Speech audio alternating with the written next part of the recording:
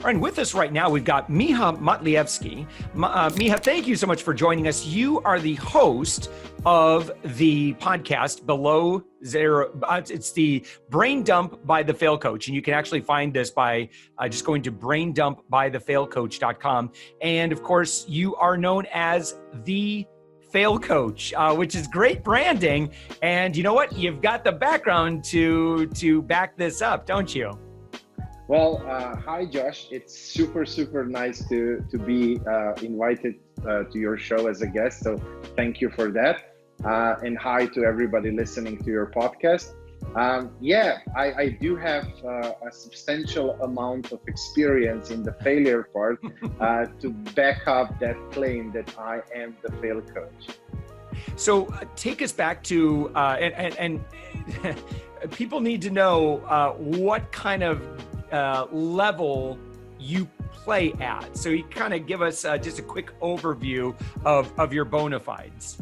Okay, sure. I'll give you a very quick intro into the story, and then feel free to just jump in wherever you want me to dive deeper in. Sure.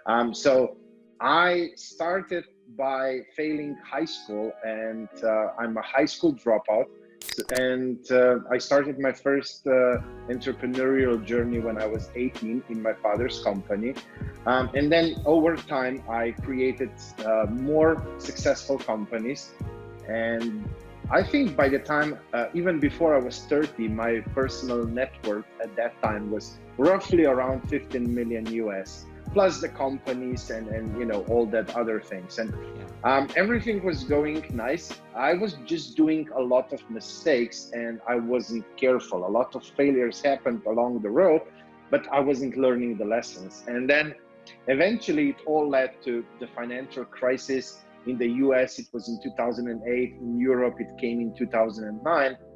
And there was this one Monday morning, December 7, 2009, I got a call from the bank.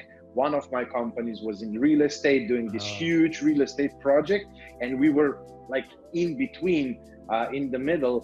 And suddenly, because of the drop in prices, the project was not viable anymore. I mean, I would build, the cost of me building the thing would cost me more than how much I would be able to sell it for. And the bank said, okay, we are done. We are not giving you any more money. We want our money back. It's better to, cut it short right now than to go all the way to the end and make even bigger losses. Yeah. And so that was, a phone call on a Monday morning. And then on Tuesday, because all my other companies, all my other assets were, co-signers to that agreement, to that loan, they started just bankrupting everything that I owned and taking everything that I owned.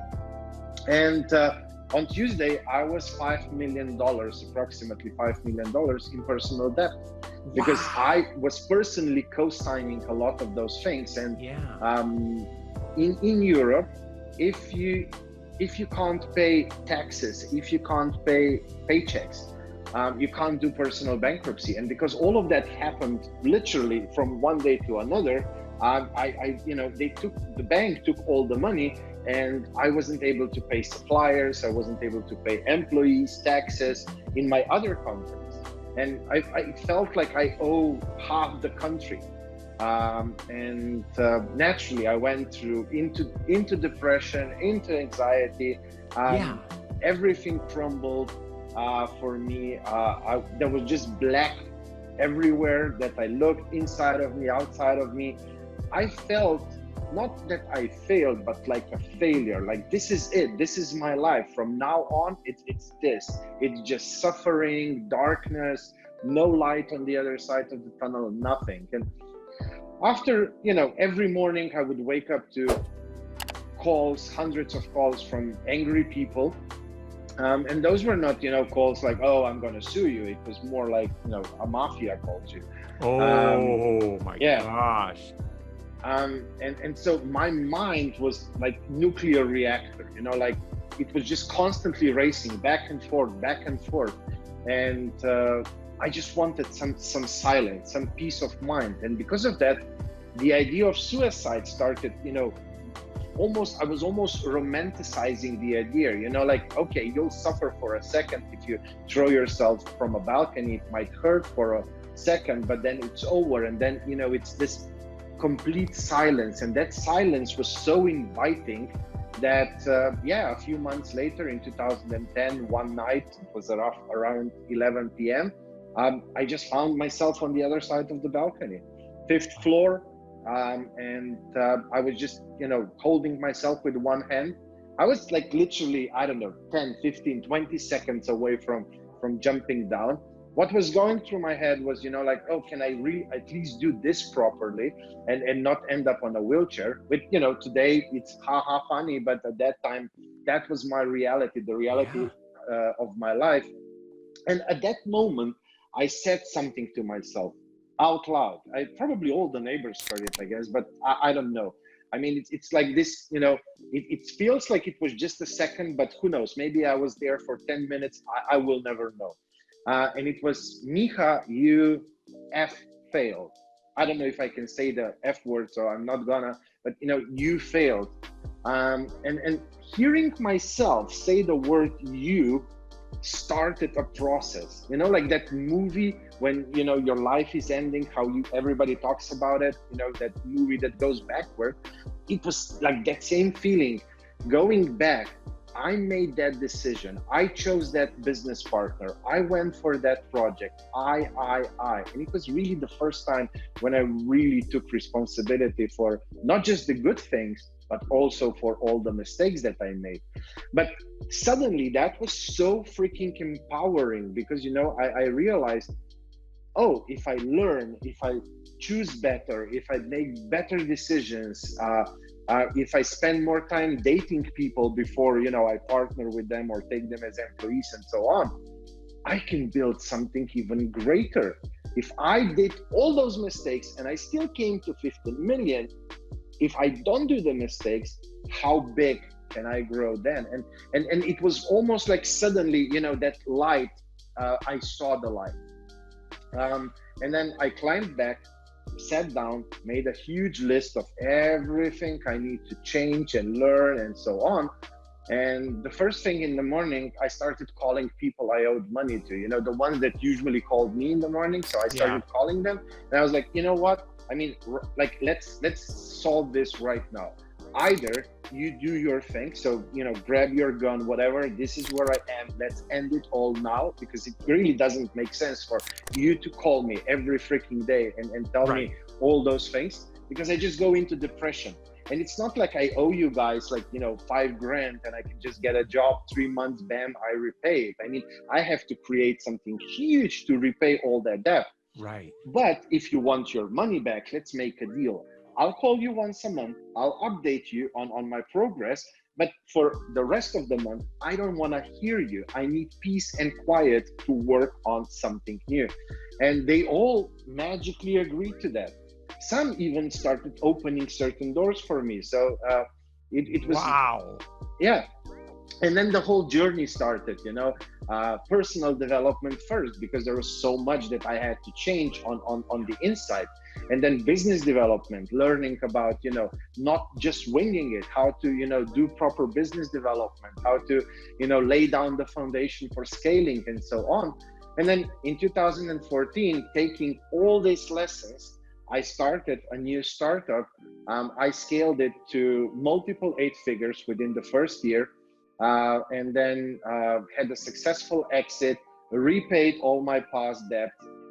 Even I was able to exit without having to remain in the company, which was really, you know, thanks to all the foundation that I created and the processes and all of that. So I was seen as the least important person in the company. I was able to walk away, and I went on a long vacation, came back, was bored what to do.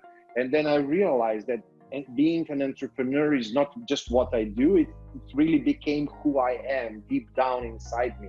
And so I started helping entrepreneurs. I love doing that. And more and more companies started calling me. And then one day I became the fail coach.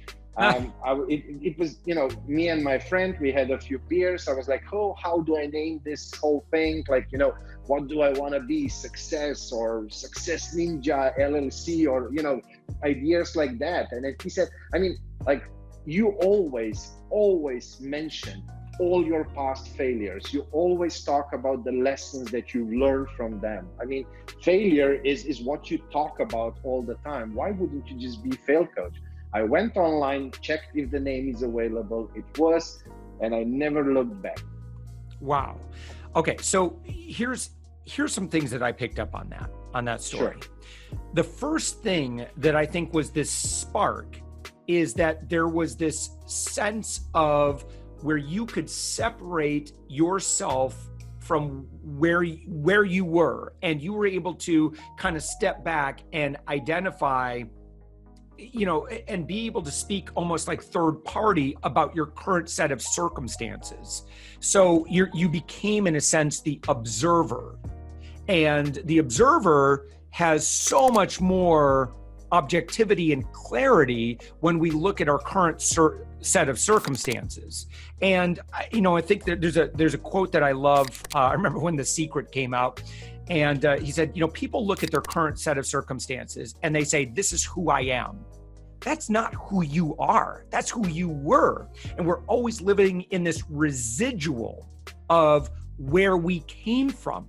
And you got objective about what led you to there. And I think he said, well, listen, I'm not here because I'm a horrible person. I came here because I made this decision and this decision and this decision. And then what you did is you figured out, what can I learn from having made that decision? And those lessons are so incredibly important that you think about how valuable it is. It's like, I've been through bankruptcy. I've lost 2 houses myself. I've failed in business 6 times. And, you can't learn that in college. You can't learn, that grit and determination, or, ooh, I remember when I did this and this happened. Like, experience is the best teacher. And so, Miha, and then that's the first thing I wanted to point out. I just think it's just so brilliant, and called inspiration, call it, whatever it is, like flash of it's amazing. It's truly amazing what you experienced. And then the second thing that you did, I think is just, again, it's brilliant, and it helps in being the observer, is that you took pen to paper. And a lot of times when we're overwhelmed and we're depressed, usually there's multiple things going on in our life. And our brains just cannot handle that kind of capacity. So many different pieces of bad news that are all stacking up, and we can't make order of that. And so the best way I've found, and I remember I was in the US Navy, and I had a real rough patch with relationships and family and job, and I was getting in trouble for showing up late to work, and they were threatening to, put me in the brig. I don't know what it was. I was really depressed, and the only thing I could think to do was just make a list. Like, I'm going to make a list of everything that's going wrong in my life. And then once I got it all listed out and my brain starts, going crazy, I just look at the list and say, no, I've got it on the list right here. And then I think what you did is that you started problem solving, and you started thinking about, well, what can I do with this situation? Some things you just can't solve right away. It's going to take some time. And I really love, Miha, where you also identified that there are some things that I need to become. It's not just a matter of, here's a problem, here's a tactical solution, but you identified that there was personal development, that, like, in order for me to solve this problem, I'm going to have to grow as a person. Miha, that's just, I am so honored and touched and inspired by your experience with that. In all honesty, at that time, I knew, I think it's Albert Einstein who says it, if you keep doing same things and expect that things will change, that's the sign of insanity. And at that time, you know, I just knew, like, if I remain the same Miha, I will get same results. And because I